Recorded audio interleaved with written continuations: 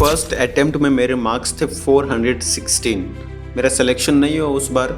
फिर मैंने अपना पहला ड्रॉप लिया और मेरे मार्क्स आए 532। बट अनफॉर्चुनेटली उस साल भी मेरा सिलेक्शन नहीं हुआ। देन मैंने एक और ड्रॉप लिया और फाइनली फिर मेरा सिलेक्शन हुआ उस साल।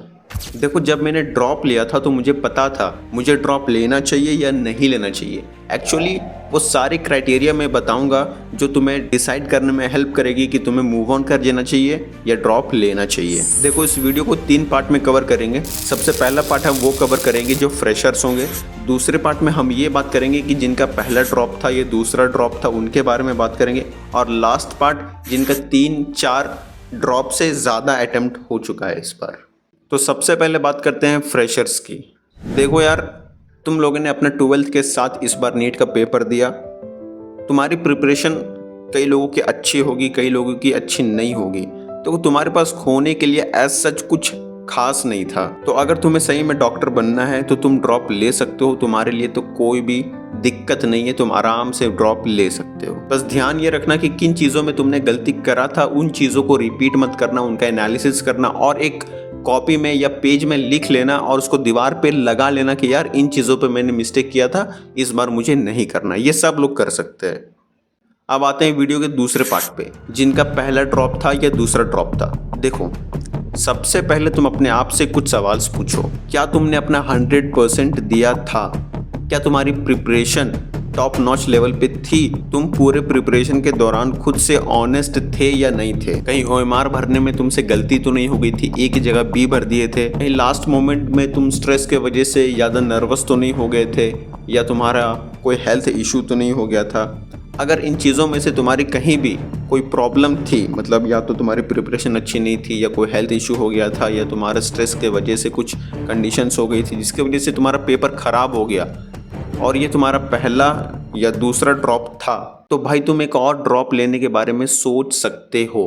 क्योंकि देखो, तुम मानते हो कि तुम्हारा पहला दूसरा ड्रॉप था और तुमने कुछ गलतियां करी थी, प्रिपरेशन अच्छे से नहीं हुआ था, या मॉक टेस्ट को तुमने सीरियसली नहीं लिया था। तुम उन चीज़ों को करेक्ट करके अच्छा कर सकते हो, तुम सिलेक्शन पा सकते हो। देखो, डॉक्टर बनना एक लंबा प्रोसेस है। ऐसा नहीं है कि तुम्हारा सिलेक्शन हो गया, तुम मेडिकल कॉलेज में चले गए और तुम डॉक्टर बन गए। नहीं, वहाँ जाने के बाद भी तुम्हें 5.5 साल पढ़ना पड़ता है। अगर कोई और कोर्स है तो मिनिमम 5 साल तो पढ़ना ही पड़ता है। उसके बाद ही तुम एक सर्टिफाइड डॉक्टर बनते हो। तो यहाँ पे एक बात आ जाती है कि क्या तुम सच में डॉक्टर बनना चाहते हो या सिर्फ पैसे कमाने के लिए डॉक्टर बनना चाहते हो? देखो, ये चीज़ के ऊपर मैं आऊँगा लास्ट में, 3rd पार्ट के वीडियो में। तो शॉर्ट में बस ये है कि अगर तुम्हारा कोई हेल्थ इशू हो गया था, या तुमने 100% नहीं दिया था, या कोई भी इशू हो गया था उन चीज़ों में से, 4-5 चीज़ों में से, तो तुम एक ड्रॉप ले सकते हो। अब बात करते हैं 3rd टॉपिक की, जिनका 4 अटेम्प्ट से ज़्यादा था। देखो, आप लोग एक बात समझो, आपने बहुत मेहनत करा, आपने अपना किस्मत और अपना मेहनत दोनों को आजमा लिया, फिर भी नहीं हो पाया। जहाँ तक मेरा अनुमान है, आप लोग मोस्टली उस कैटेगरी से बिलोंग करते हो जिनका कोई फैमिली में डॉक्टर नहीं है। फर्स्ट जनरेशन डॉक्टर बनोगे आप। देखो, एक्चुअली मैं भी उसी कैटेगरी से बिलोंग करता हूँ, और मैंने जब अपना लास्ट अटेम्प्ट दिया था तो वो काफ़ी मुश्किल टाइम था मेरे लिए। और मैं समझ सकता हूँ कि इतने अटेम्प्ट देने के बाद भी अगर आपका रिजल्ट्स डिसअपॉइंटिंग आ रहा है तो काफ़ी सैड और काफ़ी ग्रीफ फील होती है हमें। आप लोग अपने आप को प्रूव करना चाहते होगे सोसाइटी में कि हम कुछ कर सकते हैं, अपनी फैमिली को एक बेटर पोजीशन में लेके आ सकते हैं। जो भी कंडीशन है आपकी फैमिली की, उसको इम्प्रूव करना चाहते हैं। इसलिए आप एक सपना देखे हैं कि डॉक्टर बन के अपनी फैमिली को मैं वो चीज़ें ला के दूंगा जो वो डिज़र्व करते हैं। आपका सोचना एकदम सही है और आपको ऐसा करना भी चाहिए। बट अगर इतने अटेम्प्ट देने के बाद भी ऐसा लग रहा है कि अब नहीं हो पा रहा है, तो मैं एक बात बताता हूँ। जैसे कि मैंने पहले भी बताया कि डॉक्टर ऐसा नहीं है कि सिलेक्शन होने के बाद तुरंत बन जाते हैं। हमें एक लंबा जर्नी से गुजरना पड़ता है, हमें 5.5 साल पढ़ना पड़ता है। उसके बाद हम केवल ग्रेजुएट होते हैं। फिर अगर हमें स्पेशलिटी करनी होती है तो हमें नीट पीजी का फिर एग्ज़ाम देना होता है, सेम नीट यूजी की तरह। फिर हमें क्रैक करना पड़ता है एग्ज़ाम को, फिर उसमें एक सीट लेना पड़ता है, और फिर 3 साल उस पर पीजी करना पड़ता है। फिर हम लोग एक स्पेशलिटी डॉक्टर बनते हैं। तो काफ़ी ये लंबा चौड़ा प्रोसेस है एक। ठीक है, वो बात समझ में आ गया। बट अब हम क्या करें? अगर आप सच में डॉक्टर ही बनना चाहते हैं आपका इंटरनल सोल से ये आवाज़ आ रही है कि आपको डॉक्टर ही बनना है। आप इन्फ्लुएंस नहीं हुए लोगों को देख के कि लोग डॉक्टर बन रहे तो मैं भी डॉक्टर बनता हूँ, या डॉक्टर की सैलरी या पैसे बहुत कमाते हैं इसलिए मुझे भी डॉक्टर बनना है। अगर इन चीज़ों से आप परे हैं, आपका इंटरनल सोल कहता है कि मुझे डॉक्टर बनना है, तो आप एक और चांस ले सकते हैं। लेकिन अगर आपकी फैमिली की कंडीशन थोड़ी सी ख़राब है, या आप बस इन्फ्लुएंस तो हो गए थे कि मुझे भी डॉक्टर बनना चाहिए, मैं भी डॉक्टर बन के पैसे कमाऊंगा, काफ़ी पैसे मिलते हैं डॉक्टर को, ऐसा सोच के, तो यार मुझे लगता है कि आपको अपनी फील्ड चेंज कर लेनी चाहिए अब, अगर आप अपने फैमिली के एक रिस्पॉन्सिबल मेंबर बन चुके हो अब तक। क्योंकि मुझे लगता है कि 4-5 अटेम्प्ट ले जाने के बाद जितनी एज हो जाती है उतने में घर वाले भी कुछ एक्सपेक्ट करने लगते हैं आपसे कि अब आप कुछ करके दो उन्हें, और ऐसे में फिर से ड्रॉप लेना या फिर से एक लंबा जर्नी जाना 5-6 साल का डॉक्टर बनने के प्रोसेस में, तो थोड़ी एज भी ज़्यादा हो जाती है। तो उन चीज़ों को अगर आप कंसीडर करो तो आपको मेरे ख्याल से आप मूव ऑन कर जाना चाहिए इस चीज़ से, और आपको एक ऐसा स्ट्रीम पे जाना चाहिए जो थोड़ा शॉर्ट प्रोसेस हो और आपकी अर्निंग भी स्टार्ट हो जाए। तो शॉर्ट में अगर इस वीडियो को समराइज़ करें तो अगर आप फ्रेशर हो तो आप एक ड्रॉप ले सकते हो, खोने के लिए आपके पास ऐसा सच कुछ भी नहीं है। और अगर आपका ये पहला ड्रॉप था या दूसरा ड्रॉप था और आपको लगता है कि आप 100% आपने नहीं दिया था, आपका प्रिपरेशन वीक था या आपने अच्छे से मॉक टेस्ट नहीं दिए थे, तो एक चांस आप और ले सकते हो।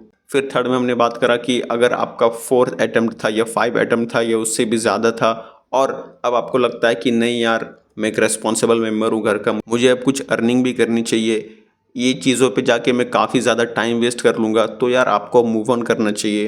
लेकिन अगर आपको लगता है कि आपकी फैमिली कंडीशन अच्छी है, आप एक और बार ट्राई कर सकते हो, तो आप एक और बार टाइम दे सकते हो। वैसे अगर मैं अपनी पर्सनल ओपिनियन दूँ इस बारे में, तो मुझे लगता है कि डॉक्टर बनने के लिए 4 अटेम्प्ट 5 अटेम्प्ट देना, उसके बाद भी अगर नहीं हो रहा है तो उसके आगे और अटेम्प्ट लेना।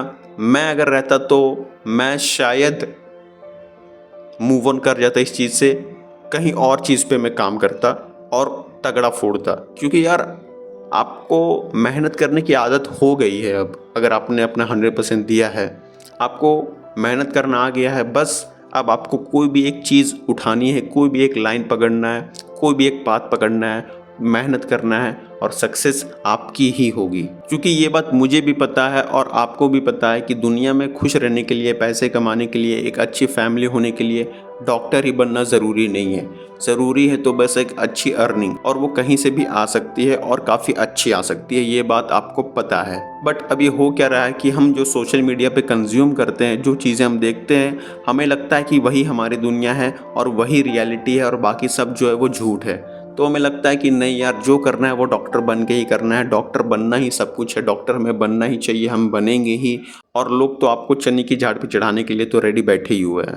तो ठीक है, फिर मुझे लगता है कि इस वीडियो से आपको क्लैरिटी हो गई होगी कि आपको क्या करना चाहिए। बाकी अगर आपको कोई भी डाउट हो तो आप कमेंट में पूछ सकते हो, या टेलीग्राम पे या इंस्टा पे मुझे पूछ सकते हो। ठीक है, फिर मिलते हैं कोई और वीडियो में या कोई और सॉन्ग में, तब तक के लिए बाय। उसने मुझे ड्रीम होगा हासिल, मुझे मेरी जीत, मेरी जीत, मेरी जीत, मेरी जीत, मेरी जीत, मेरी जीत होगा हासिल मुझे, मेरी जीत।